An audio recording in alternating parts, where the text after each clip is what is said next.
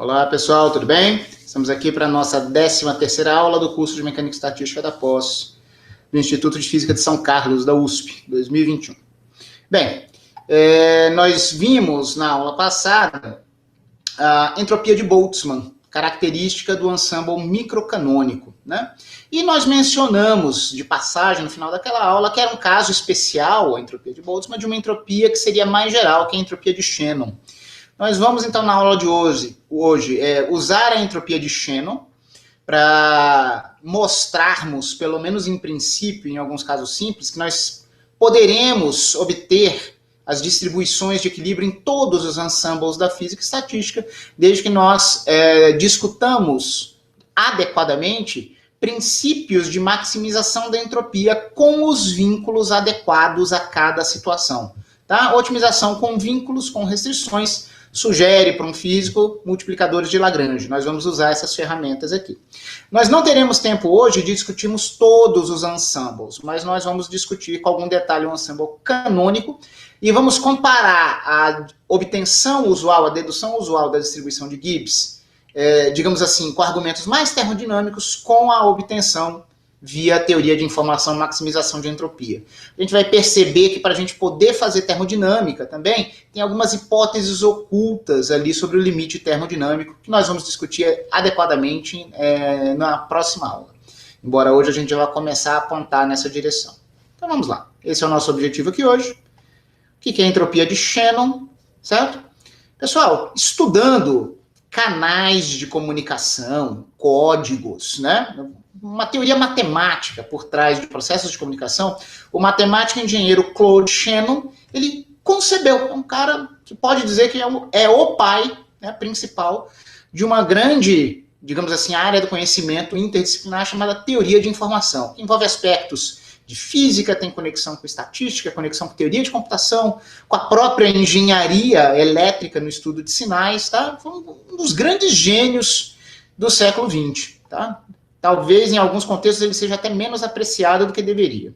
Então, em particular, ele introduziu uma noção de entropia para uma variável aleatória discreta, quando ele estava preocupado em estudar esses sinais discretos, bit a bit, que podiam ser transmitidos por algum canal de comunicação. Tá bom? Então, ele chegou a um conceito em que você poderia ter uma função entropia sendo essencialmente proporcional, com uma constante arbitrária, depende da situação, de uma grandeza que é expressa da seguinte forma. Você vai pegar massa probabilística de cada um dos eventos de uma variável aleatória, discreta, certo? E vai fazer essa construção aqui, produto dessas probabilidades pelos seus logaritmos em alguma base, e você soma isso em todo o seu espaço amostral. Mas soma no espaço amostral, professor? Como assim? Vamos lá, vamos falar um pouquinho mais sobre isso, só para a gente ficar um pouco mais preciso. Esse K aqui é uma constante positiva, tá? B é uma base do logaritmo. Por exemplo, Shannon trabalhou muito com base 2, para medir informação em bits, tá certo? E o que a gente chama aqui de PI é a probabilidade de uma série de eventos aí que constitui uma partição do espaço amostral. Pessoal, ômega aqui para mim é o espaço amostral, tá? Não tem nada a ver com o número de estados que a gente acabou de ver na aula passada, não. Tá? Então imagina que a gente quebra o espaço amostral num espaço de probabilidade, né? A gente tem um espaço amostral, tem uma série de eventos disjuntos. Essas probabilidades aqui são de eventos disjuntos. Em teoria de informação, como eu mencionei agora há pouco, é usual fazer K igual a 1 e B igual a 2. E aí, é a nossa entropia, que também pode ser chamada de incerteza, ou falta de informação, ou informação perdida, informação não revelada, certo? Ela vai ser medida em bits. Escolher B e K, pessoal, define unidade de medida dessa grandeza, em algum sentido. Tá bom? Então, quando é K igual a 2, K igual a 1, B igual a 2, nós medimos isso em bits. Eu só fiz uma observação provocativa aqui. Incerteza e falta de informação, mas não desordem, tá, pessoal? Hoje em dia, nós temos bem claro que nós temos processos físicos em que há um aumento de ordem no sistema com o aumento de entropia, tá? Então, desordem é um nome enganador. Muita gente equivale, né? Entropia a desordem é um mau termo. Se alguém quiser, eu posso passar referência sobre isso depois. Agora, num sentido bem preciso, nós podemos falar sobre incerteza ou falta de informação. Vejamos.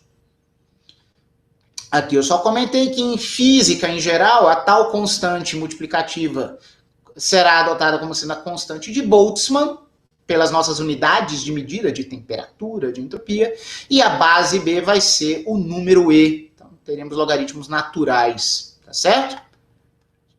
Tá? Para física, será apenas log, porque a gente omite isso aqui quando a gente pensa em log base E, certo? Pelo menos na literatura de inglês, e K irá Boltzmann. Por que isso seria uma incerteza de uma variável aleatória? Qual é a motivação? Vamos lá, eu vou tentar ser bem claro, prestem bastante atenção aqui, porque é um ponto que eu considero um pouco sutil de explicar qual é essa brincadeira aqui. É uma brincadeira, é um jogo. Vamos imaginar aqui um jogo que eu vou chamar de busca por bissecção, tá? Então, o que é isso? Eu sou um investigador e eu desejo determinar qual foi uma certa realização aí, um certo evento possível, lá do meu espaço amostral, né? Da minha variável aleatória. E eu sou um investigador, eu vou tentar descobrir isso perguntando perguntas simples a um oráculo. Um oráculo seria um observador que teria girado a maquininha secreta que realiza aquela variável aleatória, ele viu qual é o único resultado e guardou. Ele conhece essa informação.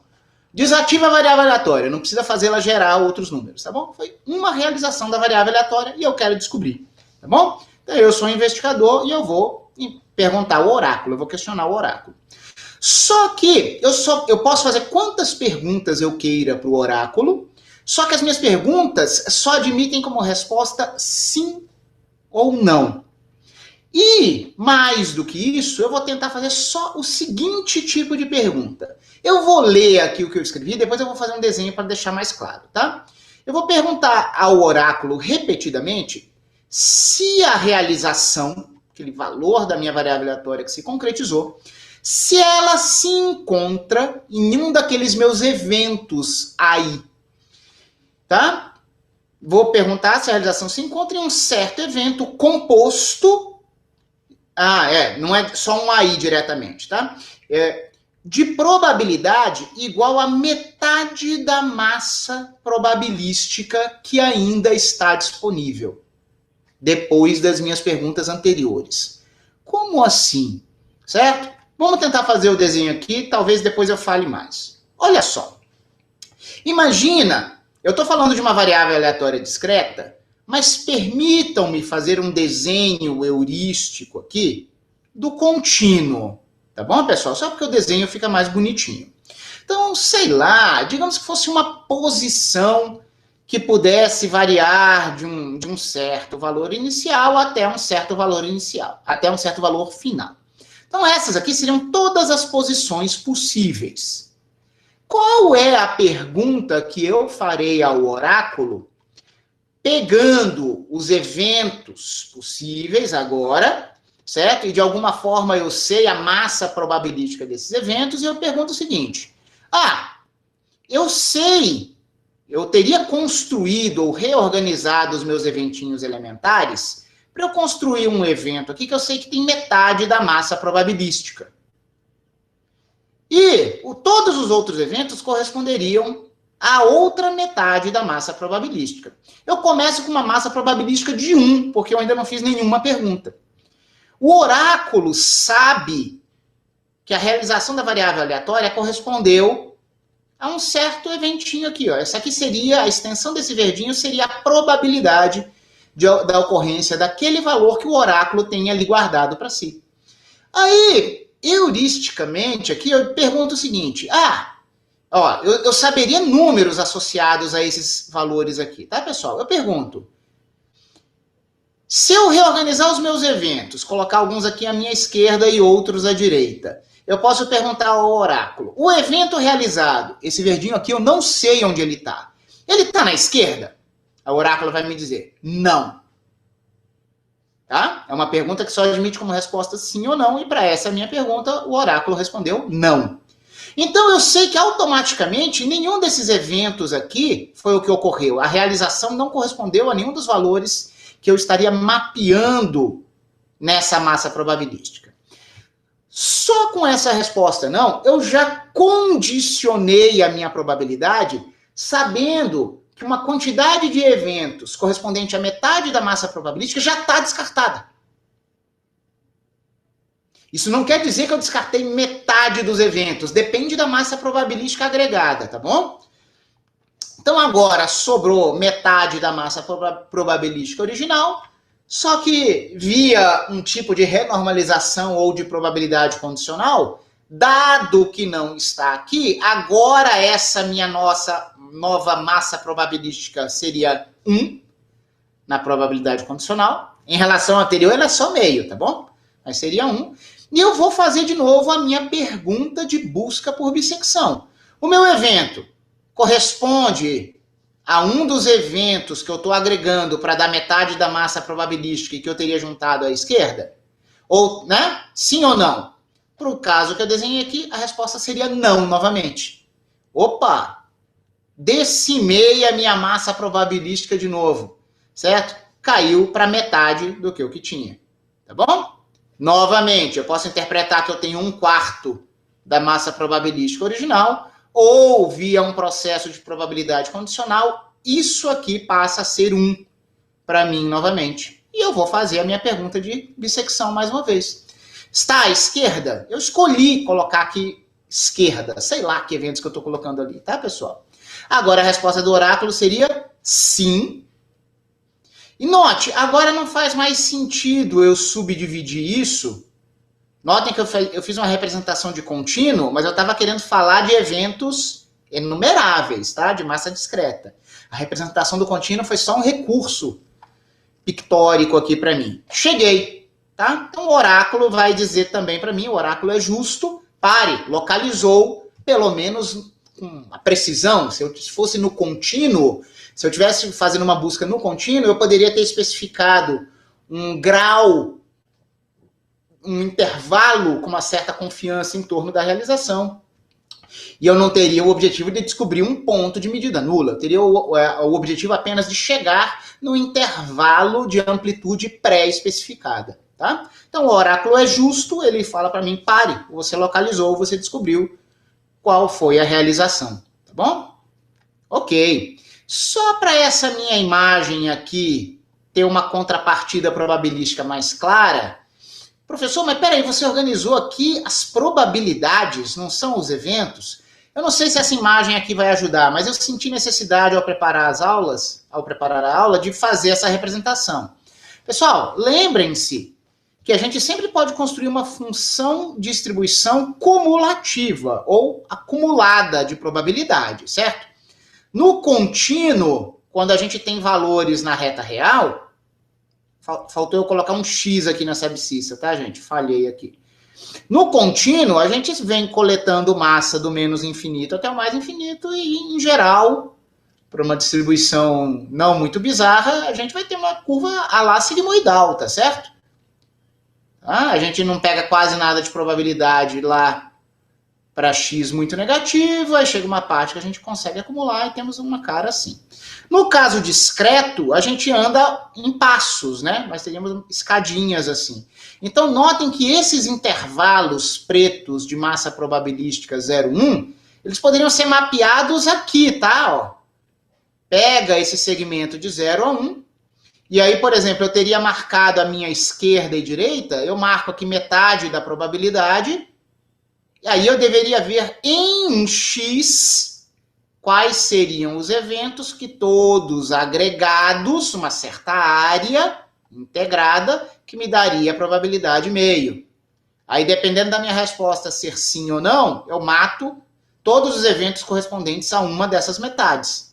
Do jeito que eu desenhei aqui em cima, em que eu disse que era esquerda, não, Digamos que eu tivesse matado todos os eventos do x correspondente a 0,5 para o menos infinito. Seria assim que eu estaria olhando probabilidades, mas eu estaria descartando eventos aqui, tá? Depois me digam se essa imagem ajudou a entender ou não, tá? Sempre o objetivo das minhas perguntas é eliminar a cada pergunta metade da massa probabilística, até eu poder localizar, certo? Qual foi minha realização. No mundo discreto, eu não teria um intervalo como esse, eu teria chegado em algo, né, digamos assim, um valor muito aproximado da minha variável, mas eu poderia pensar nisso no contínuo também. Tá bom, o que isso tem a ver? Pessoal, é óbvio que a dificuldade ou a facilidade de eu localizar ou de eu determinar a minha realização depende do tamanho dessa probabilidade. Se eu tiver um evento de alta probabilidade em comparação com 1, tá? Que é o evento que corresponde ao espaço amostral, vai ser fácil, eu não preciso dividir muito a minha massa probabilística para localizar. Então eu precisarei de menos perguntas para chegar na localização.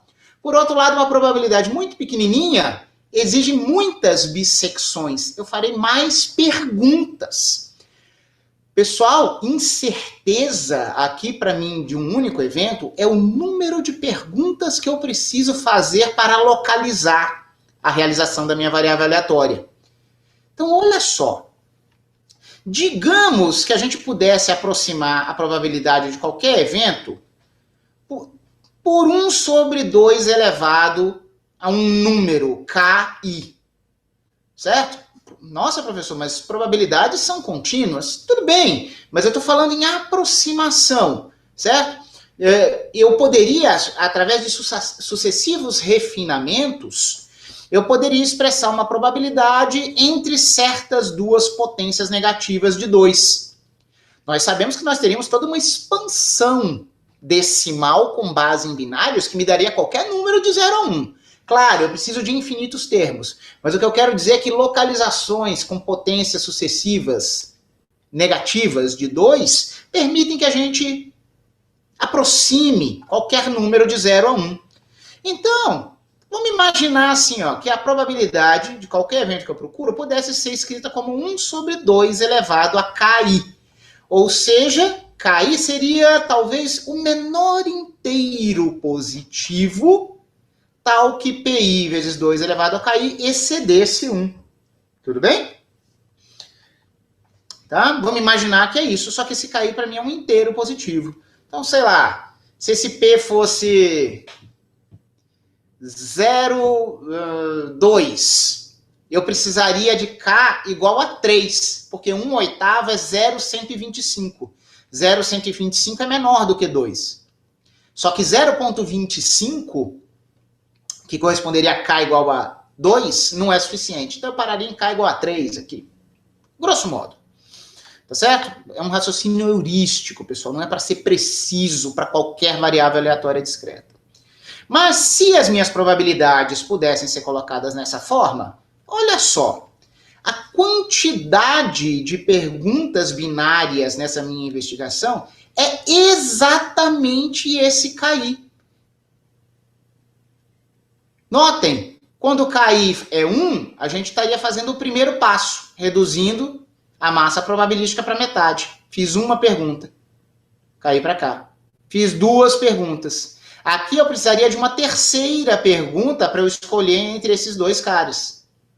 Seriam 3 perguntas, 1 sobre 2 elevado a 3, 8. Realmente, o tamanho desse cara era para ser mais ou menos 1/8. 1, 2, 3, 4... e mais 4 do outro lado. Eu tentei fazer o meu desenho expressando essa ideia. Então, se as nossas probabilidades puderem ser escritas dessa forma, os seus valores forem dessa forma, tá? Então, a quantidade de perguntas binárias na investigação de um evento com essa probabilidade é KI. Só que eu não sabia qual seria a realização que eu veria. Podia ser que eu tivesse uma probabilidade um pouco maior de um outro evento, ou menor. Isso mudaria a quantidade de perguntas necessárias para a localização. Certo?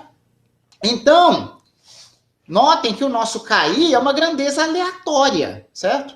Então, vamos ver o seguinte. Primeiro, vamos expressar aqui quem é o KI em termos do PI. Ora, KI, claro que é o log na base 2 de 2 elevado a KI. Ora, só que log de 2 elevado a KI na base 2 é o log do inverso deste número na base 2 multiplicada por um sinal menos. Vocês podem imaginar que esse menos aqui, ele entra como potência e corrige esse 2 para ele virar 2 elevado a KI. Isso aqui é uma identidade de logaritmos. Então, o número de perguntas para esse evento que tinha probabilidade PI é um número KI, que é dado dessa forma, que é menos log na base 2 de quem? De PI. Menos log na base 2 do PI. Só que, como eu disse, o próprio PI que entra aqui é uma variável aleatória, porque eu não sei qual foi o evento que eu considerei. Tá? A gente pode dizer que nós tivemos uma incerteza aqui, só que isso é uma função aleatória de uma variável aleatória. O valor médio dessa incerteza, quando nós consideramos todas as possíveis realizações da variável aleatória x em questão, a gente vai escrever dessa forma, médio de menos log na base 2 de p de x, uma função de uma variável aleatória, onde eu defino essa função de um jeito um pouco diferente, né, pessoal? Quando a gente vai calcular a média, uma função de x é o próprio x, por exemplo. Aqui é um pouco mais sutil. P de x, para mim, é a função que a cada realização possível xi atribui a imagem P de xi, que é a probabilidade da variável aleatória ter tido aquela realização. Então, isso é um pouco incomum, porque a gente costuma ver funções de x aqui, quando a gente calcula médias de funções de variáveis aleatórias, que não envolvem a própria distribuição de probabilidade, mas essa aqui envolve. Sendo uma média em x, essa nossa média de menos log de p de x na base binária é soma de pi, pesos probabilísticos, vezes uma certa função. Só que agora essa função envolve a própria massa probabilística, interpretando essa função p de x, como eu fiz aqui. Ora, esse menos é multiplicativo nas parcelas de uma soma, claro que ele pode vir para fora. Nós chegamos à expressão específica para esse problema de investigador e oráculo, em que eu tenho uma constante k igual a 1 e eu escolhi uma base do logaritmo 2, porque eu estava realizando bissecções, não do meu espaço amostral, mas bissecções da minha massa probabilística. E depois eu ia ver aqui eventos, isso correspondia na reorganização dos meus eventos, né, quando eu adicionava informação. Tá bom? Então, olha só, para uma certa realização específica, há uma incerteza. Essa incerteza é uma variável aleatória. Quando nós ponderamos todas essas possíveis incertezas, nós temos uma incerteza média, que coincide com a entropia de Shannon. Então, é por isso que a entropia de Shannon ela pode ser chamada de incerteza ou falta de informação, certo? Ela é uma medida do número médio de questões binárias que nós teríamos que fazer para identificarmos o resultado de uma realização da variável aleatória. Em algum sentido, se eu preciso de mais perguntas, é porque essa minha variável aleatória é mais incerta, certo? É de maior dificuldade, digamos assim, de compreensão, em algum sentido. Tá bom? Vamos ver aqui alguns casos especiais, tudo bem? Deixa eu só fazer um comentário, tá? Eu juro que eu tentei fazer aqui a melhor forma de eu motivar, essa é a motivação tradicional da interpretação da entropia de Shannon. Ela satisfaz algumas propriedades muito intuitivas, certo? A entropia de Shannon ela é não negativa, tá bom? Se você tem probabilidades aqui, nós temos números entre 0 e 1, portanto, todos esses logs são negativos, multiplicados por números positivos dá negativo, com esse negativo dá positivo. Maravilha. Essa entropia é positiva. Além disso, essa entropia é nula se nós tivermos uma degeneração da nossa variável aleatória para um evento determinístico, certo? Imagina que você tem uma das probabilidades para um dos índices i valendo 1. Log de 1 é 0. 0 vezes 1 dá 0.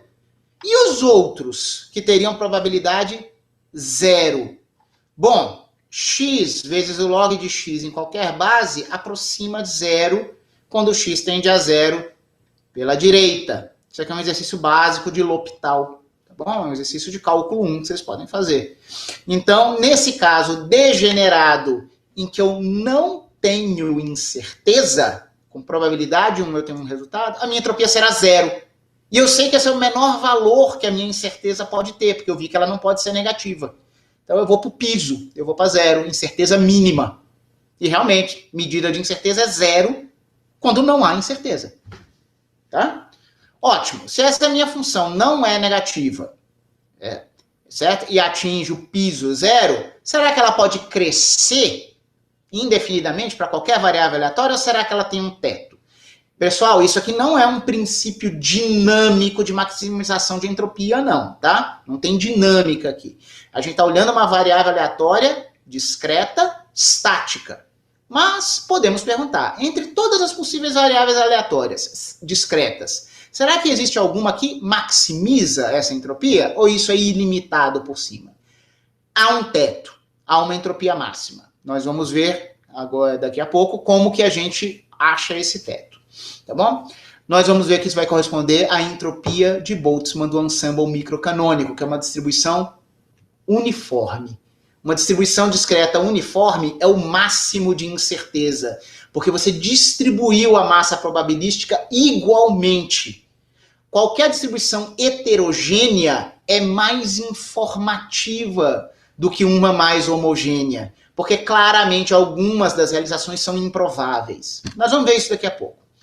Deixa eu só comentar aqui, Shannon interagiu com von Neumann, certo?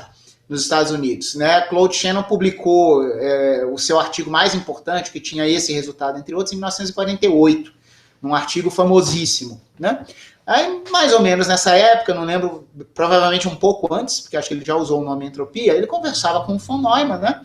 E o von Neumann deu uma dica para ele, né? Porque o Shannon estava incerto sobre qual o nome que ele daria para isso. Incerteza, falta de informação, ele até pensou em entropia, mas ele parece que ele não sabia muito o que acontecia na física. Aí o von Neumann disse, eu tenho 2 motivos para você chamar isso aí de entropia, Shannon. Eu vou te dar esse conselho, batiza de entropia. O primeiro motivo é porque isso aí tem algo a ver com o que a gente já chama de entropia lá em física, a entropia de Boltzmann. Certo? E o segundo motivo é que ninguém entende exatamente o que é entropia. Então, em qualquer debate, você vai estar em vantagem já contra os seus antagonistas. Certo? Isso é um relato bem documentado da história da entropia. Muito bem.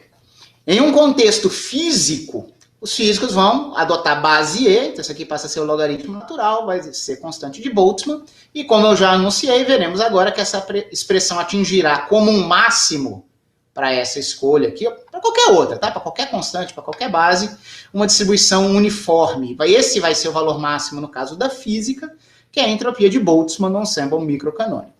Tá bom? Lembrem-se que lá no ensemble microcanônico nós temos probabilidade igual a 1 sobre o número de possíveis microestados.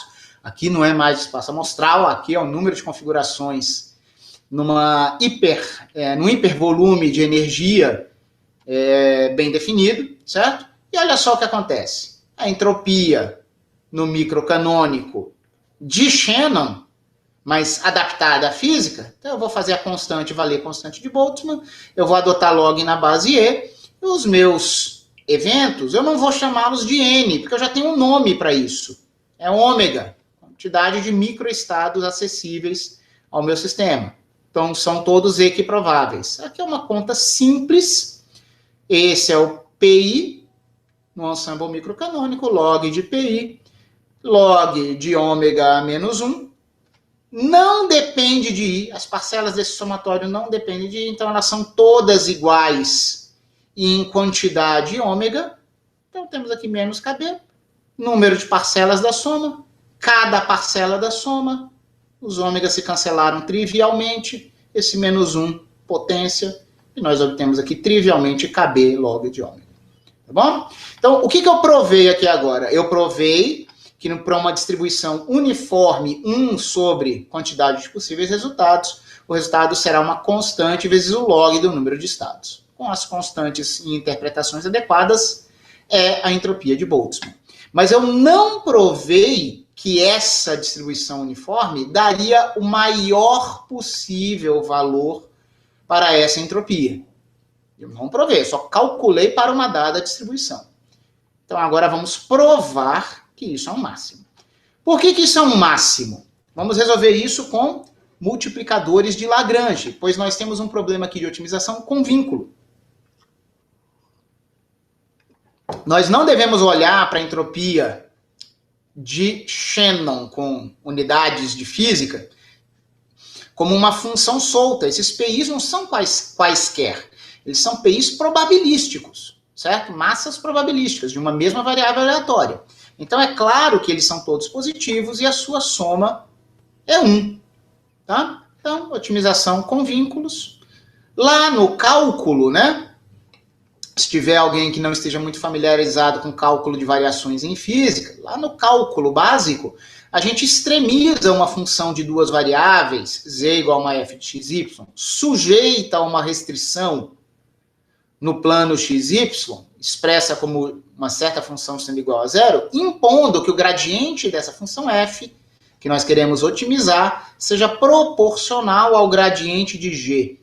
Então, esse camarada aqui é o que a gente chama de um multiplicador de Lagrange. É uma certa condição de tangência em curvas de nível, que a gente estuda lá no cálculo 1. Pessoal, isso é equivalente a um contato de primeira ordem, ou fazer uma expansão em primeira ordem, e quando nós buscamos um extremo, que pode ser um máximo ou mínimo de um ponto interior, certo? Nós vamos ter uma condição de anulamento das primeiras derivadas. Então, em física, nós temos o hábito de trabalhar com diferenciais, que vão corresponder às relações de primeira ordem, só que nós temos uma outra tradição em física, que ao invés de usarmos diferenciais com as letras D, nós escrevemos deltas para essas variações, tá? Mas para quem não for acostumado, entenda como diferenciais. Ou seja, isso aqui é uma função de N variáveis. Em princípio, esses PIs teriam liberdade, cada um deles, de ser como quisesse, mas eles estão amarrados por um vínculo. E qualquer outra distribuição de probabilidade vai ter que satisfazer o mesmo vínculo. Então, se eu for dessa distribuição para uma outra, em que cada elemento de massa probabilística mude por um delta PI, um pouquinho mais para um pouquinho menos para outro, a soma dessas variações tem que ser zero, porque senão eu perderia a normalização. Isso é equivalente a tomar diferencial dos dois lados dessa equação. Tá bom? Então, como eu disse, isso aqui seriam as diferenciais da matemática. Mas nós, físicos, escrevemos isso aqui como esses deltas. Então, esse nosso vínculo de normalização nos dá essa condição aqui nas variações das nossas N variáveis, que não são todas livres. Elas admitem um vínculo. Tá? Então, elas estão amarradas aqui. Nós temos um funcional S de N variáveis, que satisfazem um vínculo. Mas isso aqui, em princípio, é uma função de N variáveis. Então, esse ΔS é a nossa diferencial dessa função, e ela vai envolver as diferenciais de todas as N funções. E a gente calcula diferenciais como? Com regras parecidas com derivadas. Então, uma derivada primeira, isso aqui é uma derivada de produto, então vai dar ΔPi, né? Diferencial do primeiro vezes o segundo, mais o primeiro termo, vezes diferencial do segundo. E diferencial do segundo é a sua derivada vezes a sua diferencial. Tá bom? Então, a variação do nosso funcional entropia, quando nós fazemos uma pequena alteração nas nossas variáveis massa probabilística, é expressa dessa forma. Tá bom? Dá para reorganizar esses termos colocando essa variação ΔPi em evidência, tá? É a mesma coisa aqui. Agora, nós precisamos fazer algo análogo a essa construção. E a gente faz isso em física. Notem, gradientes envolvem derivadas de ordem 1, né? Então, a igualdade de diferenciais que a gente vai escrever agora é completamente equivalente a esse vínculo entre gradientes.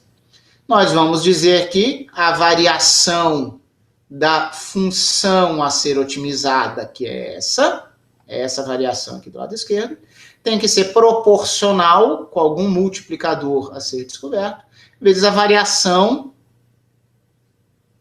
do vínculo. Tudo bem? Nós teríamos aqui soma de PI menos 1 igual a 0. Então, quem faria o papel dessa G aqui seria soma de PI menos 1. A gente tomou o gradiente dela, então menos 1 não vai importar.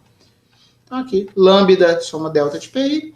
Reorganizamos os termos para jogar tudo de um lado só com um único somatório.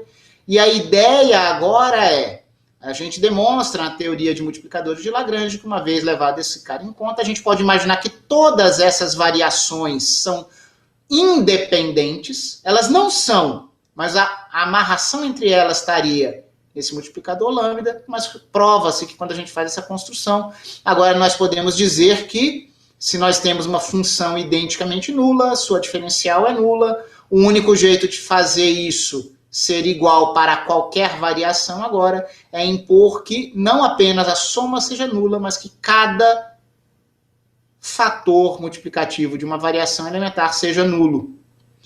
Ora, então nós vemos aqui 1. Ó, notem que, bom, é isso. Tinha um sinal menos global aqui, mas não tem problema. Pessoal, esse multiplicador não depende de I. Então a gente pode simplificar muito isso. A gente não precisa se preocupar exatamente com esses valores de lambda ou de 1 mais lambda. O fato é que é uma constante. É uma constante, passa para o outro lado, exponencia os dois lados. Exponencial de constante é constante. A única solução é que esses PIs não dependam de I, neste caso. Essa é a nossa condição de extremo. Tá? Substituindo essa condição de constante no nosso vínculo, pega essa equação 5 e joga na 1. A 1 é o vínculo de normalização. Soma de PIs é soma de C igual a 1. C igual a 1 sobre N. Então, a nossa conclusão é que PI é igual a 1 sobre N. E nós já vimos lá do cálculo com a entropia de Boltzmann, que quando a gente joga uma uniforme 1 sobre número de estados, o resultado vai ser K, o K pertinente, log do número de estados. Aqui eu não pus nenhum K, porque eu parti de uma funçãozinha. Nenhum K não, né? K igual a 1. Ele só não aparece porque eu tinha feito K igual a 1 aqui. Se tivesse um KB aqui, teríamos reobtido entropia de Boltzmann, tá bom? Por que que esse extremo é um máximo? Porque eu tenho uma função não negativa, que atinge, portanto, o valor mínimo 0, por continuidade e diferenciabilidade. A gente não está em condições extremas. Extremos aqui, pessoal, seria a massa probabilística ficar concentrada em um dos eventos. E todos esses casos levam a 0. Então, nós estamos no meio de um aberto dessas nossas variáveis todas. Então, se é diferenciável, se há um máximo ou mínimo interior, ele vai ser dado por essa condição de diferenciabilidade. O mínimo está lá na borda, esse cara aqui só pode ser um máximo. Tá bom? Sendo bem informal, mas com ideias corretas aqui. Tá? Isso aqui é o máximo de entropia. Ótimo. Para que isso serve? Pessoal, esse resultado mostra como uma expressão mais geral de entropia tem como caso particular a entropia de Boltzmann para uma distribuição uniforme, para um sistema isolado. De uma forma fantástica, muito elegante, quando a gente muda as condições a que o nosso sistema está exposto, ele pode deixar de estar isolado, ele pode ficar em contato térmico. Ele pode ter, além de contato térmico, troca de partículas. Podia ser que a gente tivesse um volume variável. Todas essas condições dão distribuições de probabilidade diferentes. Cada uma dessas distribuições de probabilidade diferentes dos ensembles da física estatística é uma diferente distribuição que em cada caso dá um máximo de entropia. Só que os vínculos mudam.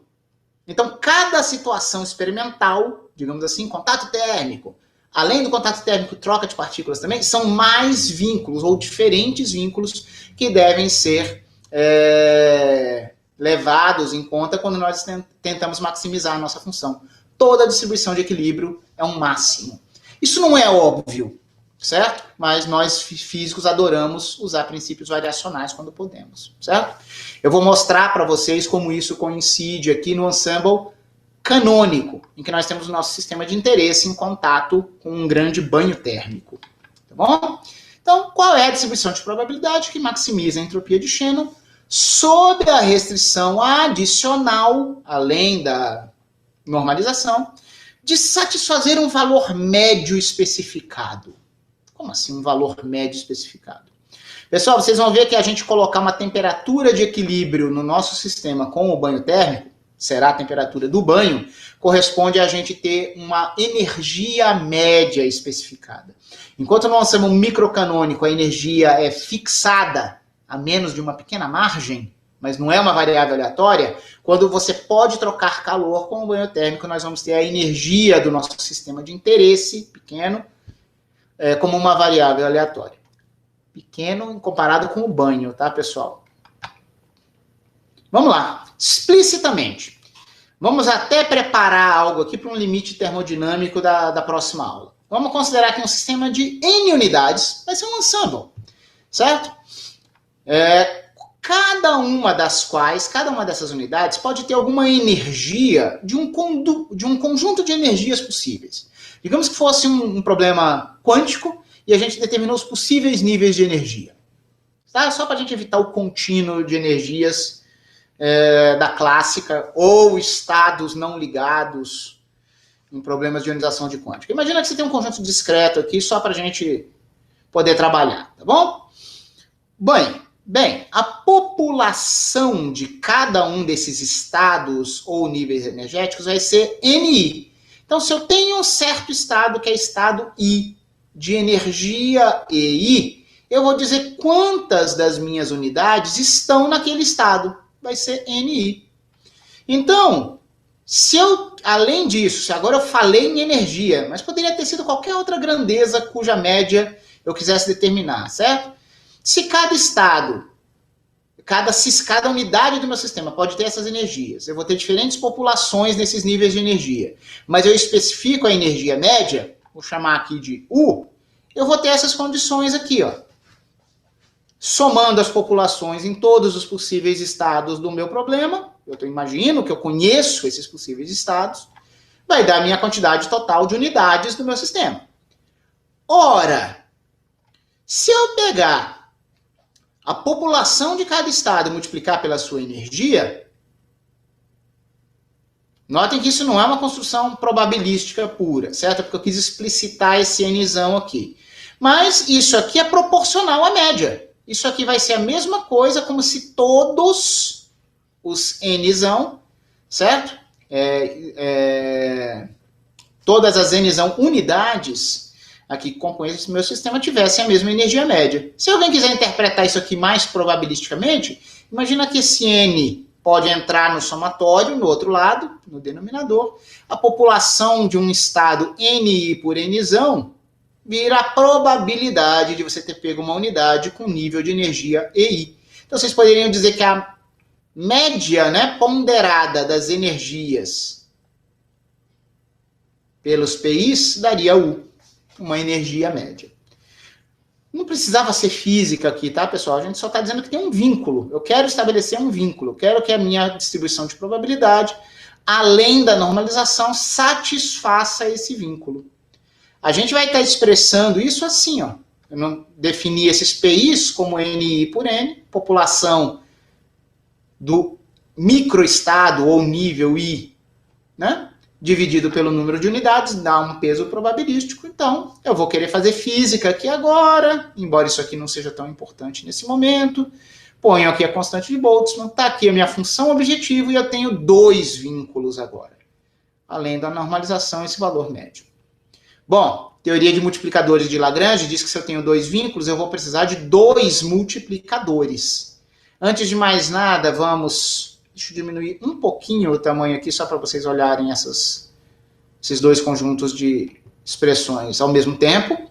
Aqui eu faço as variações da função objetivo e da normalização, igual que a gente fez antes. E aqui tem a variação desse novo vínculo. Pessoal, esses EIs não mudam, são níveis energéticos conhecidos, tá? Eles não mudam, eles são constantes. Então, nós temos essa equação aqui. Tá? E nós vamos dizer que o gradiente da função objetivo vai ser igual a um tipo de combinação linear dos vínculos, com diferentes coeficientes da combinação linear. São 2 diferentes multiplicadores. Então, a gente vai escrever isso dessa forma. O ΔS vai ser igual a um lambda1 vezes essa variação, mais um lambda2 vezes essa outra variação. Tá? Pessoal, presumo que todo mundo já viu em algum momento da vida esses métodos de multiplicadores de Lagrange, tá? Pois bem, podemos reorganizar tudo para um único lado, vamos ter um único somatório, todas as variações estão aqui. Esses PIs não são independentes uns dos outros, mas nós introduzimos graus de liberdade a mais com esses 2 multiplicadores, então agora podemos fingir que eles são independentes, fingir no sentido matemático, de modo que diferencial identicamente nula, várias variáveis tomadas como independentes com esses graus de liberdade a mais, cada uma das parcelas deverá se anular para que essa identidade seja possível. Só que notem a diferença fundamental em relação ao caso anterior. Agora nós temos não log de PI e diversas constantes quaisquer que eram independentes de... Nós temos uma dependência no iésimo estado agora. Cada ΔPI esteve amarrado com a energia característica daquele estado que tinha probabilidade PI. Então, aqui a gente faz um passo meio direto e informal, porque essas constantes, até mesmo o KB, ou mesmo esse sinal menos, o lambda1 e o lambda2, essas coisas não são importantes.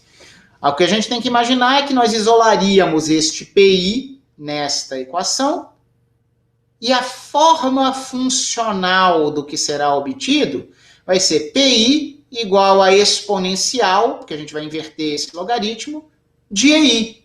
Só que vai ter uma constante multiplicativa vezes o EI, mas eu não duvido dessa forma exponencial, porque ela vem do log de PI estar associado linearmente ao EI. Então eu sei que PI vai ter uma estrutura funcional que envolve exponencial do EI.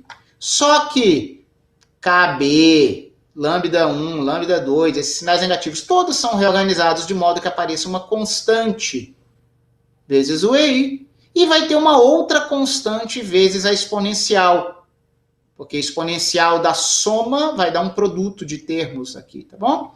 E a gente dá nomes especiais para essas constantes, porque nós já sabemos onde nós queremos chegar, tá certo? Nós estamos revisando física e estatística. A gente vai ver, então, que qualitativamente a dependência em I está toda aqui, mas nós vamos chamar essa constante de menos beta, vamos chamar essa constante aqui de 1 sobre Z, tá? Esse termo, a gente vai ver que depois desse beta tem tudo a ver com temperatura, ou melhor, com temperatura inversa. Nós chamamos esses caras de fator de Boltzmann, cada um desses fatores, fator de Boltzmann do estado de energia EI, e como um todo a distribuição de probabilidades será chamada de distribuição de Gibbs. Mas a gente precisa falar mais sobre esse menos beta e sobre esse Z. Bom, foi por isso que eu coloquei aqui constantes quaisquer, beta e Z, certo? Mas não são quaisquer. Por exemplo, a gente vai exigir normalização. Exigindo que 1 seja a soma dos PIs, esse termo constante fica aqui, e a gente vai ser obrigado a dizer que ele é somatório desses fatores de Boltzmann. Notem que eu ainda não determinei quem é o beta, mas dado o beta, que a gente vai fazer logo agora, essa constante z depende do beta dessa forma. Tá bom? E a gente chama isso em física de função partição, todo mundo sabe disso. Pessoal, a função partição é um tipo de função geradora, tá? Das energias, das possíveis energias do nosso sistema. Mas esquece isso por enquanto, nós trabalhamos com uma das nossas constantes que apareceu no problema, vamos mexer com a outra. Como que a gente determinaria quem deve ser beta? Ora, vamos usar o nosso outro vínculo. Nós usamos a normalização, mas nós temos que voltar para aquele valor médio, aquela energia média. Energia média, média ponderada das energias, das possíveis energias das unidades do sistema. Ora, PI, cada um dos nossos PIs é uma exponencial sobre Z. Exponencial sobre um somatório, coloca aqui. É só substituir essa expressão. Nós chegamos a isso aqui, que tem toda a cara de média ponderada realmente das energias. Agora, olhem que coisa fantástica. Nós, em física e estatística, estamos muito acostumados com isso aqui, né? Essa energia, ela é claramente expressa como menos, né, como o inverso da derivada em relação a beta de log de Z. Como assim? Log de Z seria o log de um somatório. Se a gente toma a derivada, 1 sobre o argumento do log, então 1 sobre o somatório, da origem a esse aqui. E aí nós deveríamos tomar o del beta do somatório. Del beta do somatório, somatório dos del betas, somatório. Cada del beta que age numa exponencial faz tombar um menos EI. O EI vem para cá e o outro sinal menos está aqui. Isso é uma conta já, né, para quem já viu física e estatística, que imagino que seja o caso de todos, tá? Digamos assim, trivial e bem comum, uma grandeza bem importante no ensemble canônico. Ótimo. Tá bom? Então nós podemos tirar essa grandeza daqui. Tá? E, só que a gente pode falar uma outra coisa. Esse parâmetro beta que nós introduzimos de uma forma efetiva em um problema de otimização com vínculos, ainda não tinha física nele. Mas nós podemos defini-lo implicitamente. Seria dado por um problema de cálculo numérico, achar qual seria um certo beta, tal que para EIs conhecidos, toda a estrutura de níveis de energia seria conhecida, uma energia média conhecida que a gente teria especificado, há implicitamente uma solução, que nós esperamos que seja única, para o valor de beta que torna essa identidade verdadeira. Tá? Então, nesse sentido matemático, o beta seria determinado por essa construção, por esse vínculo. Ele seria a única grandeza desconhecida aqui. Ele não está explícito, ele está dado implicitamente. Mas, acreditando que tem uma raiz aí, tá? Nota, esse está sendo um procedimento bem matemático e pouco físico, tá? Eu comentei aqui, beta é determinado por essa equação, mas nós já sabemos da física que ele é a temperatura inversa 1 sobre kBT pela termodinâmica. Vejamos. Vamos tentar buscar uma interpretação física aqui. Olha só, pessoal. Se a gente está dizendo que a gente está num ensemble canônico, contato térmico com um banho, nós já vimos na nossa revisão de termodinâmica que nós vamos ter que achar energia livre de Helmholtz. Nós não vamos mais buscar uma representação puramente energética ou puramente entrópica, porque não é ensemble microcanônico, o sistema não está isolado. A gente vai buscar uma energia livre de Helmholtz. A energia livre de Helmholtz. Ora, a gente tem que fazer, então, tudo depender apenas de F. Então, já vamos preparar o terreno para isso é muito importante. Tomando diferenciais, diferencial da energia livre de Helmholtz é du menos a diferencial de TS, só tomar a diferencial aqui.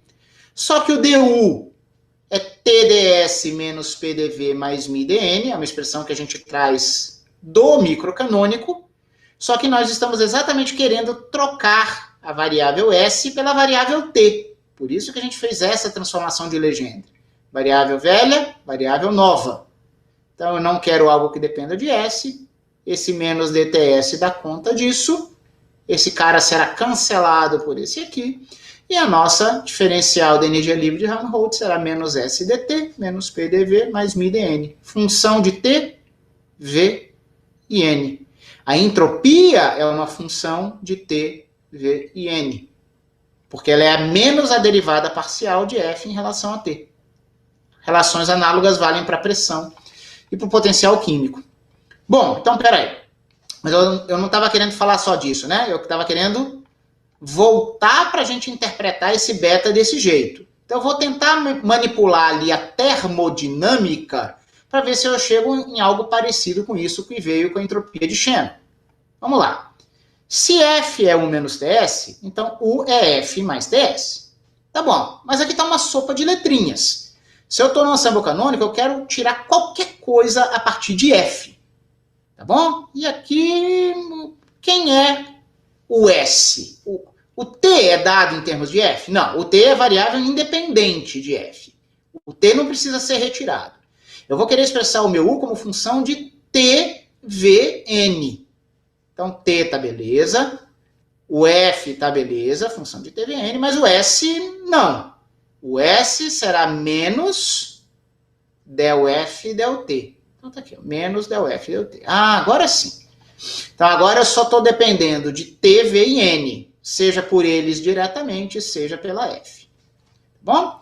Isso aqui já seria uma expressão trabalhável e digna para a nossa energia interna do sistema em termos da energia livre F.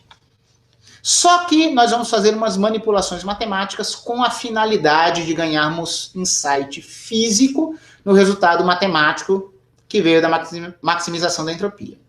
É conveniente multiplicar e dividir essa expressão por menos t quadrado. Vocês podem verificar depois, põe menos t quadrado aqui, você teria dividido por menos t quadrado, e a gente vai poder dizer que isso é uma derivada de um quociente. Se alguém quiser fazer aí mentalmente, trabalha daqui para cá e verifique que isso é uma identidade, tá?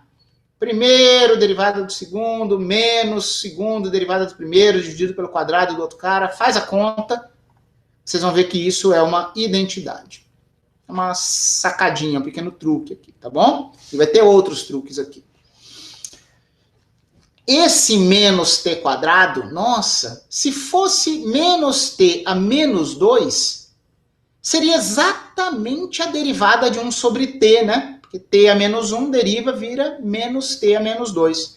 Então eu vou passar ele para baixo. Mantive essa derivada aqui, del t de f sobre t, está mantida. Só que esse cara no denominador, ele é menos t a menos 2, que é a derivada de 1 sobre t. Derivada de uma função em relação a t, derivada de outra função em relação a t. Nós, físicos, pictoricamente, imaginamos que essas diferenciais del t teriam sido canceladas, e aí nós poderíamos dizer, em termos de uma nova variável, que nós estaríamos derivando f sobre t em relação a 1 sobre t. Isso aqui é muito confuso e pouco preciso para a maioria dos físicos, tá certo? Mas eu vou explicar isso. Eu ouvi um chamado que talvez seja de uma pergunta, esperem um pouquinho para eu poder explicar isso melhor. Se a dúvida permanecer, aí eu atendo esse chamado, se o chamado for relativo a essa passagem, tá bom? Se não, me chama novamente. Então, ó, temos isso aqui. Parece que não é sobre isso, vamos ver qual seria a pergunta. Deixa eu ver quem faz a pergunta. Vinícius. Pois não, Vinícius? Eu só ia comentar se essa passagem da derivada não tem a ver com teorema de função implícita de cálculo 2. Tem a ver com teorema de função implícita, tem a ver com regra da cadeia, eu vou explicá-la explicitamente, muito claramente na próxima página. Vinícius, não vou deixar vocês no escuro sobre isso não, tá bom? Certo. Então vamos lá, temos essa passagem aqui que parece meio mágica, por favor, nunca cancelem isso, mas é uma mudança de variáveis, a gente passa a derivar esta função não mais em relação a t, mas em relação a essa nova variável, tá? Como eu disse, vou justificar na próxima página isso. Agora, notem que eu posso multiplicar a variável t por kb, desde que eu faça isso de uma forma consistente, seria multiplicar e dividir por uma constante. Por que eu faço isso? Porque eu vou sugerir que isso aqui seja um del beta, na variável beta. Então, se vocês acreditarem nisso por enquanto, notem que a energia interna seria a derivada de uma grandeza del beta. O que nós tínhamos visto puramente da matemática ali em cima? U seria del beta de uma grandeza que seria menos log de Z no numerador. Então isso aqui está com toda a cara, a gente vai sonhar com uma identificação de que menos log de Z possa ser identificado com F sobre KBT. Repara, estaremos igualando funções sendo derivadas. Não é uma igualdade, mas nós vamos fazer exatamente essa identificação como todos os livros de física e estatística fazem. Isso vai funcionar, tá bom? Vamos só justificar esse passo aqui antes de mais nada, tá? Aqui eu faço um resgate matemático, porque eu sabia que vocês ficariam em dúvidas com aquela manipulação ali. No sentido mais puro possível, o que acontece? Imagina que eu tenho duas funções, uma função g de xy e eu tenho uma função que eu quero chamar de f-til, que depende de duas variáveis, g e y. Professor, mas g é variável ou é função das outras variáveis? Eu posso fazer uma mudança de variáveis, pessoal. Então imagina que eu teria essas duas relações funcionais. Eu tenho uma f de xy, eu tenho uma g de xy, e eu vou ter uma função f-til, que depende de dois argumentos, e eu já estou preparando uma composição de funções. Por isso que eu chamei de g a primeira variável desta nova função. Eu vou definir a função f de xy da seguinte forma. Eu pego a minha função de duas variáveis f-til, e olha só que coisa curiosa. Eu não mexo no segundo argumento. Perdão, eu apontei o lugar errado, tá? Eu não mexo no segundo argumento da f-til. Ela já depende de um y e eu quero segurar isso para minha f. Mas onde aparecia apenas uma variável independente como o primeiro argumento da minha f-til, eu vou introduzir uma função de duas variáveis. Eu posso fazer isso. Eu posso fazer toda a composição matematicamente válida. E no caso aqui a composição é essa. Você mexe só com uma variável e não com as outras. Por que eu estou dizendo que tem outras aqui, pessoal? Porque todas essas minhas derivadas parciais aqui eu não indiquei. Mas todas têm V e N mantidos constantes, tá? Nós fizemos del t e depois esses outros dels aqui. Mas nós estamos na representação de energia livre de Helmholtz, que teria como variáveis T, V e N. Então, toda variável, toda derivada parcial que vocês veem aqui é com V e N constantes. Então, quem faz esse papel é o Y aqui nessa minha brincadeira. Tá? Então, eu tenho uma f-til, depende de Y, e eu vou compor a f-til com uma G, em que eu jogo aqui dentro uma dependência de x e y. A função resultante ela é algo parecida com a função original, mas não é a mesma função. Por isso que eu uso nomes diferentes para elas. E essa aqui vai depender de x e y.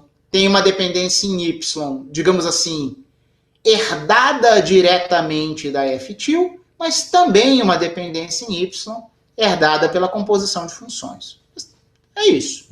Por que eu escrevi isso? Porque, pela regra da cadeia, a derivada desta f em relação a x é a derivada desta função externa na composição em relação ao seu primeiro argumento. Só que depois disso, que eu derivei em relação ao primeiro argumento, ela é uma função de g e y, mas eu tenho que jogar a g lá dentro. Então essa é a derivada da função externa mantida interna, como a regra da cadeia que a gente vê até no cálculo 1, vezes a derivada da interna. Mas era uma derivada parcial em relação ao x. Então, olha só, passa esse del g, del x dividindo, pelo menos nos pontos em que ela não se anula. Então, isso quer dizer que del f, del x por del g, del x, nos dá um resultado que é del f-til, del g. É como se a gente tivesse feito uma mudança de variáveis para g. Notem que eu montei como o contrário, né? Eu saí da F-til compondo com G para chegar nessa F aqui. Lá no nosso desenvolvimento, a gente caminha dessa F para essa F-til.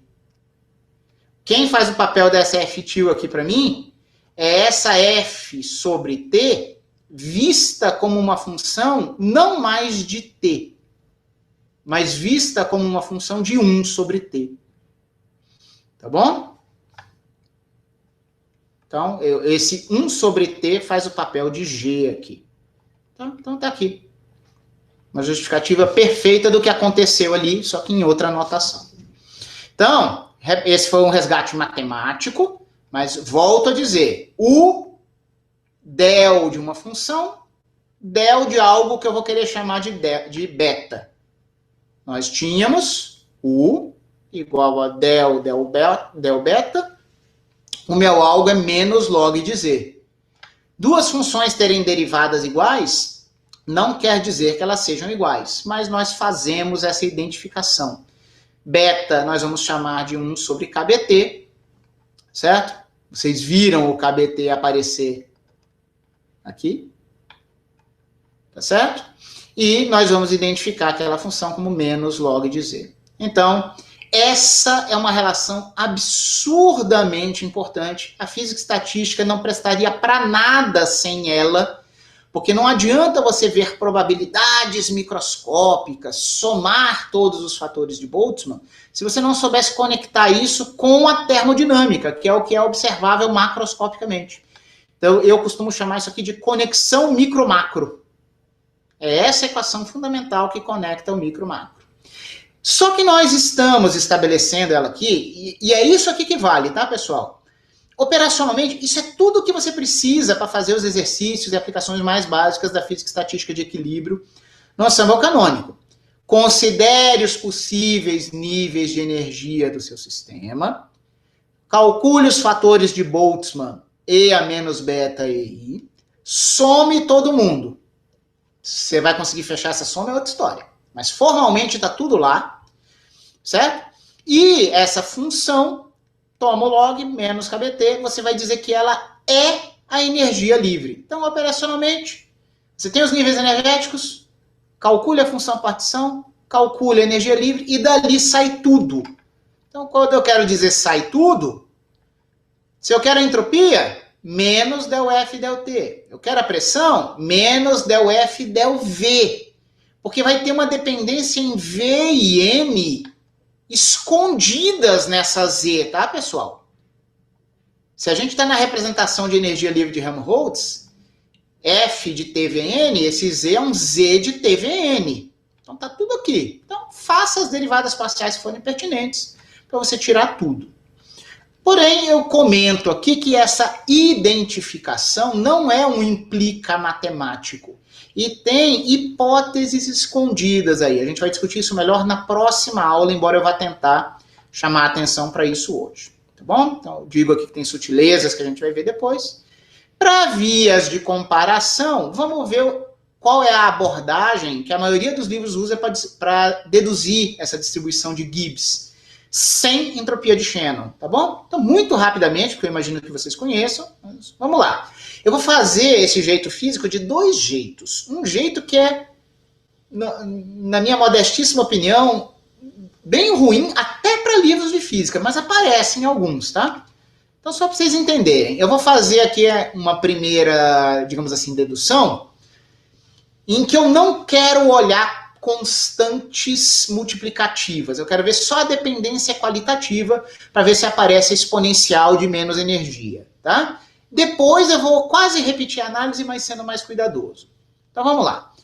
Não nos esqueçamos que nós estamos interessados em um sistema de energia EI em contato com um banho térmico numa certa temperatura TR. Em equilíbrio, a temperatura do meu sistema vai ser a mesma do reservatório, a gente vai chamar só de T.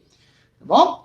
Esse meu reservatório, sempre que eu tiver em um microestado I, que tem a energia EI, o meu reservatório vai estar com uma energia total menos EI. Energia total é sistema mais banho, que é isolado. Meu sistema e o resto do universo constituem um sistema isolado.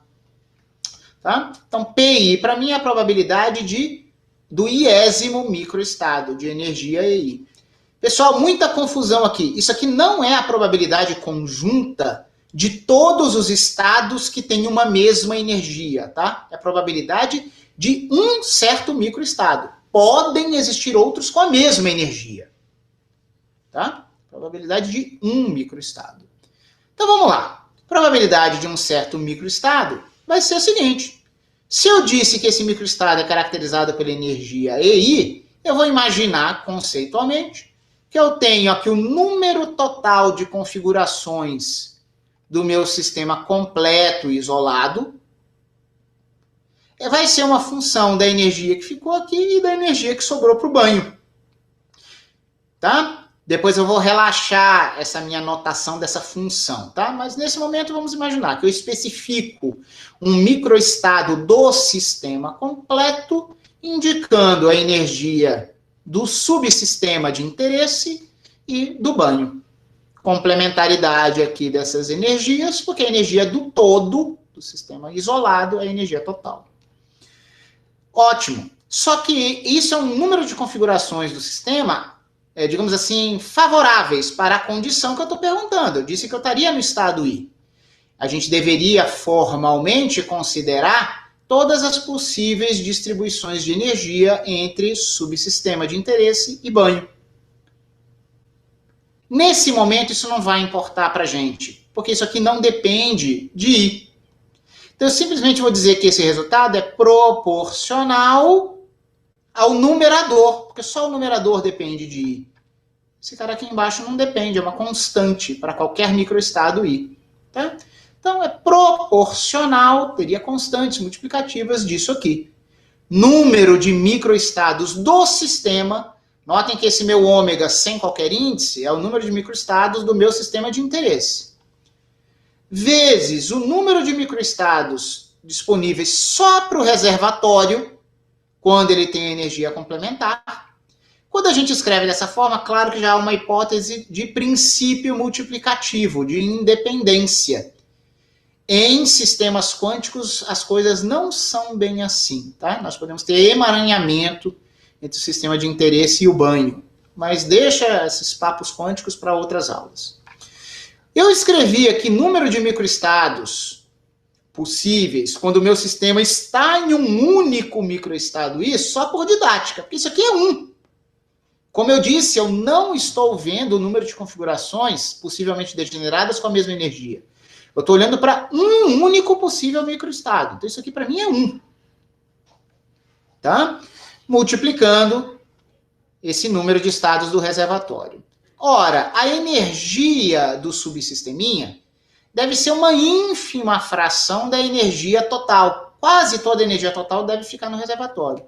Então, vários livros de física chegam aqui nesse ponto, toma exponencial do logaritmo desse número de microestados com uma alegação de suavização matemática, como se o rigor matemático fosse realmente levado em conta aqui. Não é, vocês verão, mas muitos livros dizem isso. O logaritmo é bem mais suave e menos selvagem do que o número de microestados. Então, tomo o exponencial do logaritmo, vou expandir o logaritmo. Então, eu teria exponencial de quem? Logaritmo do número de microestados do reservatório, se ele tivesse com energia total, e encararia menos EI, a energia que foi para o sisteminha, como um termo de primeira ordem. Então, ele seria menos a variação, vezes a derivada da função log de ômega R, quando ele tivesse toda a energia. Então, tá aqui, ó. Isso aqui é F' de x vezes ΔX. Termo de primeira ordem. Só que a gente multiplica e divide pela constante de Boltzmann. Esse KB vezes esse logaritmo vira uma entropia. Eu chamei o primeiro argumento dessa entropia de U. Seria a derivada em relação ao argumento. Eu quis dizer aqui que era ΔU, quando U vale a energia total. Certo? Por quê? Porque derivada de entropia em relação à energia interna, se fosse um sistema microcanônico, é 1 sobre temperatura. Então, nós teríamos menos EI sobre KBT, porque todo esse termo aqui, termodinamicamente, ele viraria 1 sobre a temperatura do banho, que coincide com 1 sobre a temperatura do sistema. Aí a gente esquece esse termo constante na expansão de Taylor, porque ele não depende de I. E mais uma vez eu coloco aqui só um sinal de proporcionalidade e eu veria que, em termos de dependência em I, qualitativamente tudo que aparece é exponencial de menos EI sobre KBT. 1 sobre T viria desse camarada aqui. E repito, ignoro isso como uma constante multiplicativa que eu não preciso apresentar aqui, porque não dependeria de I.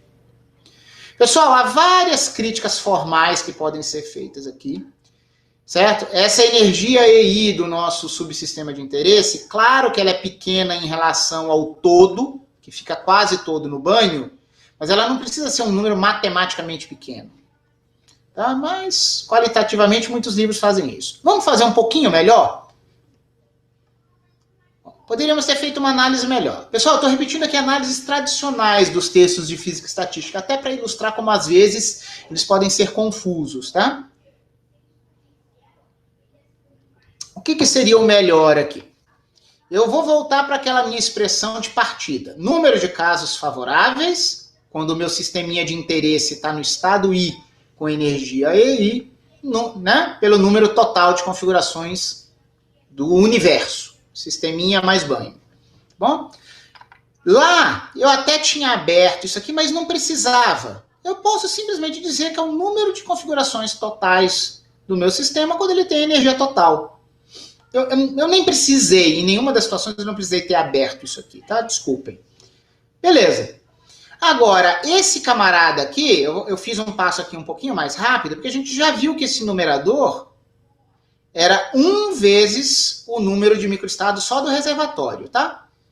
Então, é como se eu tivesse pulado daqui para cá, só que sem a proporcionalidade. Eu mantive o denominador. Tá bom? Então, aqui seria 1 do sisteminha de interesse. Perdão, aqui.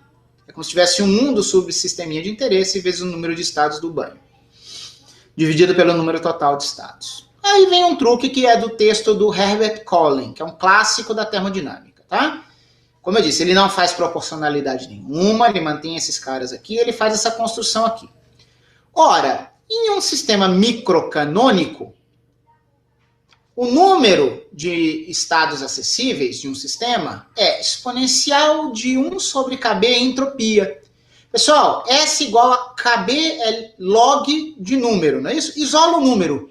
Você vai tomar um exponencial, vai ter um KB a menos 1, tá bom?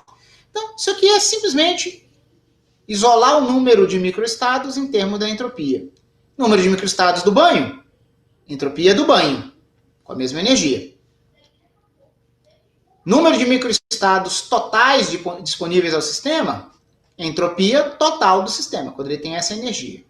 E aí olha a construção que o Collen faz. Tá? Primeira coisa que ele faz aqui, dentro desse argumento, sem aproximação nenhuma, ele soma e subtrai o que seria a energia média do sisteminha de interesse. Tá? Então ele soma e subtrai. Por quê? Ele vai querer dizer que o que é pequeno não é o EI, mas é o quanto que o EI foge da sua energia média. Isso precisa ser pequeno? Vamos conversar sobre isso. Tá? Então, nessa passagem daqui para cá, o numerador não foi alterado, apenas somamos e subtraímos essa mesma grandeza e reorganizamos os termos para que esse cara seja pequeno. Aqui embaixo, o Collen fez algo, digamos assim, malicioso. Vai ter uma hipótese escondida quando ele quiser pensar nisso aqui. Mas vamos falar sobre isso depois. Ele disse, minha entropia vai ser aditiva. Do mesmo jeito que eu fiz hipóteses multiplicativas para os números, né, de estados totais em relação aos subsistemas, eu sei que a entropia é aditiva. Então, eu vou imaginar que o meu sistema de interesse está com a energia média e o reservatório, o banho, está com o complementar da energia. São dois sistemas disjuntos, né? Já imaginei independência antes, essa entropia vai ser aditiva. Ele diz que aqui você tem soma dessas duas entropias em subsistemas. Tá bom. Pessoal, olha só o que está preparado aqui. Agora eu vou fazer uma aproximação. Essa aproximação é menos grosseira do que a do caso anterior por causa da introdução dessa energia média. Porque agora quem é pequeno não é o EI, mas seria o quanto que o EI fugiria da média daquele próprio sistema de interesse. Então, repete esse denominador, não muda, só que o numerador vai ter uma expansão de Taylor de primeira ordem. Por isso que eu estou colocando esse aproximadamente. Exponencial de KB a menos 1 fica aqui parado. É só o que está dentro de chaves que vai ser expandido. Isso, a função nesse ponto, é o termo de ordem 0 de Taylor. Vai ser considerado variação do ponto de referência U menos EI. Faz o papel de um ΔX. E quem vai fazer o papel de um F' de X vai ser a derivada desta função nesse ponto. Então é del. Eu quis chamar aqui de UR, o argumento de SR, embora ele vá estar tomado no ponto energia total menos U. Ora, o que vai acontecer? Agora que nós fizemos uma aproximação, um truncamento em Taylor, que seria justificado pela ideia de reservatório, uma perturbação mínima, olha só o que vai aparecer. Antes era só um termo entre chaves aqui. Agora é soma de dois termos, no meu truncamento de primeira ordem. Exponencial de uma soma, produto de exponenciais. Aqui embaixo, pela aditividade da entropia, já era uma exponencial de uma soma, produto de exponenciais. Só que a segunda exponencial aqui embaixo, quando ficar exponencial de KB menos 1 vezes esse cara, é a mesma exponencial que é o primeiro cara aqui em cima. Então vai ter um cancelamento das primeiras parcelas, digamos assim, a primeira parcela exponencial do numerador com a segunda parcela exponencial do denominador. Sobraria apenas essa exponencial aqui, que está no denominador, e esses caras. Daria para reorganizar esses termos vendo que esse del S e del U é 1 sobre T. Confiram depois, mas o resultado poderia ser escrito como exponencial de U KBT. Esse U sobre KBT vem daqui, ó. U sobre KB, que pega esse U, e 1 sobre T viria daqui. Só que nós também teríamos aqui exponencial de menos S sobre KB. Exponencial de menos S sobre KB. Note que o T cancelaria. É esse cara, ó. Exponencial de menos S sobre KB. Porque ele vai para o numerador. Então, por isso que tem o menos. Só que a gente multiplica e divide por T. Por que o Cullen fez isso? Isso aqui tem uma cara conhecida pra gente. Mas segura isso aqui por enquanto. Nós tomamos conta de quase todo mundo, só não olhamos esse menos EI. Exponencial de menos EI sobre KB, só que esse menos EI também pega 1 sobre T. Termo característico dependente em I para o nosso microestado I. Só que note aqui, o Cullen não jogou fora a constante multiplicativa. Aí eu comento aqui. Cullen interpretou diretamente esse U menos TS de U como sendo a energia livre de Helmholtz. Professor, tá certo, né? F igual a U menos TS. Tá? Não. Não é exatamente isso, porque esse U entrou aqui de uma forma completamente artificial. Ele praticamente está impondo que o sistema tenha que estar com a sua energia média. E esse U aqui tinha que ser energia média porque ele usou isso como um bom ponto para essa expansão de Taylor aqui em cima, para poder dizer que os desvios da energia do seu sistema, as flutuações da energia, seriam pequenas em comparação com a média. Então, mesmo um autor famoso, importante, grande físico como foi o Callen, se confundiu aqui, porque ele não pode exigir nessa aditividade que o seu sistema esteja sentado, parado e congelado exatamente no seu valor médio. Tudo bem? Há uma hipótese aqui. Nós vamos discutir o limite termodinâmico com muito cuidado na próxima aula, e nós vamos ver que no limite termodinâmico, em que o número de partículas do sistema é muito grande, notem que isso não apareceu aqui, a gente não mexeu com M. Mas nós vamos ver explicitamente que quando o número de partículas for muito grande, sim, nós poderemos interpretar isso aqui como exponencial de beta-F, a energia livre de Helmholtz. Só que o Callen não poderia ter dito isso sem considerar o limite termodinâmico. Você não pode imaginar que o seu sisteminha de interesse estaria congelado na sua energia média. A ideia não era exatamente dizer que a energia flutuaria? Tá? Mas, no limite termodinâmico, para a gente conectar o micro com o macro, não há dúvida, eu não estou pondo em dúvida isso, sim, essa é a relação fundamental e importantíssima. Só que você precisa conceitualmente dizer que isso só faz sentido no limite termodinâmico. Minha crítica aqui ao livro do Callen, mesmo sendo um grande clássico, é que ele não mencionou que o limite termodinâmico teria algum papel para que essa constante de normalização realmente pudesse ser identificada como algo que tinha a ver com a energia livre de Helmholtz. Tá bom?